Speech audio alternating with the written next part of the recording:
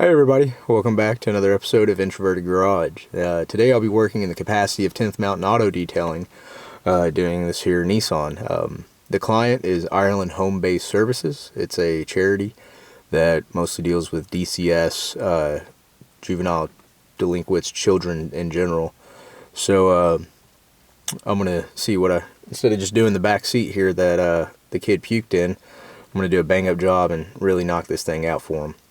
Figured I'd make a little bit of a vlog here so I can show you how this works, what all comes into a detail, and maybe teach you all a little something when it comes to detailing.